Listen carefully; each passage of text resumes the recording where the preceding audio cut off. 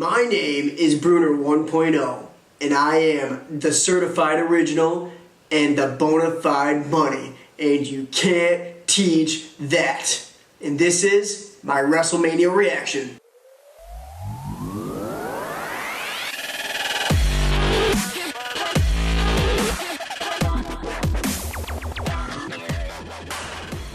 What's up, Geekiverse? Hopefully you had a fun time watching Wrestlemania like I did. I had to watch it the night over, midnight, Monday morning, whatever you. Pretty awesome pay-per-view. So I'm going to put 5 minutes on the clock. I'm going to try and sum up Wrestlemania, my thoughts on that. I've got the card down here, and the Raw afterwards, because I also got a chance to watch that. So let's go. 5 minutes on the clock. I don't know how to put it on the video yet. We'll figure that out. Total Divas versus Team Bad. Brie, send off. Cool. Usos versus Dudleys. The Usos got booed, even though they dove and put the Dudleys through a table. Kind of weird. Andre the Giant Battle Royal was later in the card than I thought. Baron Corbin debuting. Didn't see that coming. Good for him to win. He's now on the main roster, so let's see what he can do. Styles versus Jericho. Did not see Jericho winning, but we'll kind of reflect on that in a minute, because the Raw after WrestleMania was pretty intense for AJ Styles. New Day versus League of Booty. It wasn't for the titles. It was 3v3. And then the Legends came out, and that was awesome. HBK, Shawn Michaels, Stone Cold Steve Austin, Mick Foley. They all got some finishers in on there. And Xavier Woods, as he said on Monday Night Raw, after looking at the tape, it was his fault. He got the Stone Cold Stunner. Kalisto versus Ryback. Kalisto won, and then they weren't on Raw the next night. Don't know what's happening there. Divas title, Charlotte versus Becky versus Sasha, and now it's the Women's Championship. They debuted a new Women's Championship. Pretty cool looking. I was not a fan of it at first. Now I'm okay with it. It's the same as the men's, but it's white and it's got a red background. I'm okay with it. It's better than the butterfly. Anything was better than the butterfly. So congrats to Charlotte on that one. She's now bringing in the women's division. The Intercontinental Ladder match.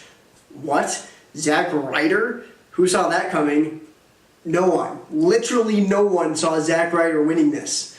I thought Sami Zayn was going to win it, and then The Miz and Ryder got involved, and then Zack Ryder pushes The Miz off and wins it. The next night on Raw, Miz faces Ryder, wins the title because Maurice comes back. I don't get it. Why is the Intercontinental title this thing that just gets traded left and right? I'm not a fan of what's going on with that right now, but that's a whole other conversation entirely. Ambrose versus Lesnar. Glad I wasted 10 minutes to watch Brock Lesnar suplex Dean Ambrose like 20 times and then call it a match. I mean, he's the lunatic fringe, and he maybe had 2 spots where he was the lunatic guy. Not a fan of what happened there, but, Lesnar did have to win, I think. I just don't get why they squashed it so quickly. They had more time. Anyway, Taker versus Shane, awesome match. It told the story. It wasn't a wrestling clinic by any means, but it was a good match. Shane obviously jumped from the top of the cell, came down onto the table, probably broke some bones. Epic spot, reminiscent of Mick Foley, but this time Shane did it to himself. And then Taker takes him into the ring and tombstones him. Taker's legacy is still cemented. Triple H versus Roman Reigns for the title. I'm missing a match, but I'll get back to that in a minute. Roman Reigns won, not shockingly. Stephanie McMahon got speared. That was epic. Wow. Didn't think they'd do that in the PG WWE, but they did it. So that was pretty cool. And then The Rock comes out and just starts cutting promos. The Wyatt family comes down, and The Rock says, I'll take you on, and whatever, I'll just take you on. 6-second match.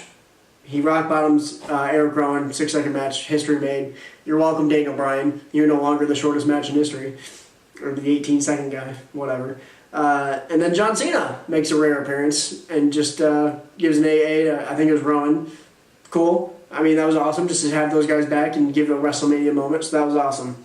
Overall, great pay-per-view, a great WrestleMania. I mean, there was just so many injuries that they had to overcome, and I was entertained. It felt long, but every WrestleMania kind of feels long because that's what they're doing. They're making everything super long and drawn out.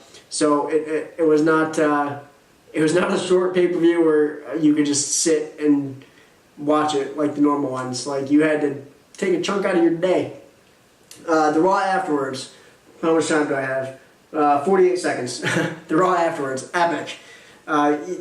It wasn't as big as like the previous Raws after WrestleMania, but Apollo Crews debuted. Awesome. Baron Corbin debuted technically. Awesome.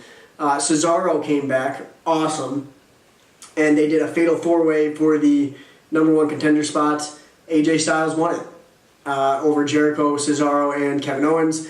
Kevin Owens superbombed Sami Zayn to get him out of it. So that's kind of, we're going to get more Sami Zayn and Kevin Owens, and I'm all about that.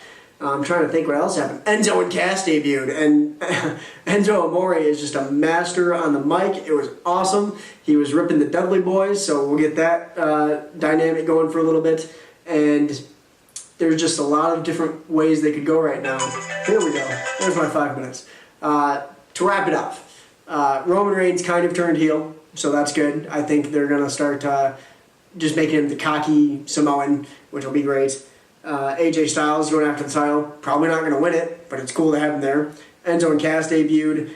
They're going to be in the tag team scene, so that'll be cool. I'm waiting for Enzo and Cass versus the New Day. Those promos will be awesome. Cesaro's back. We'll see what he does. Kevin Owens, Sami Zayn, obviously, like I said. Apollo Crews, what are they going to do with him? Baron Corbin, what are they going to do with him? Shane McMahon actually ran Raw. Is he leaving after that? Was that his one hurrah? And then Natalya versus Charlotte looks like the feud they're going to go with now. And they always put on great wrestling matches. So, looking forward to the women's title match that's probably coming at, I believe, Payback's the next pay-per-view. Stick here with Geekiverse. We will continue to follow wrestling because I have no life. If you haven't figured it out, I don't do much. I watch wrestling all the time because I dig it. And I don't care who knows it. For Brunner 1.0, and that's it. Be sure to follow us on Facebook /The Geekiverse, Instagram, _Geekiverse, Twitter, _Geekiverse. Austin J. Brunner here on Twitter. Don't follow me. All I do is retweet the Geekiverse stuff. Be sure to stay with us. And if you're looking for a fight there, Pavlak, I'll see you at the next WrestleMania, 33, Orlando. I'm coming for you.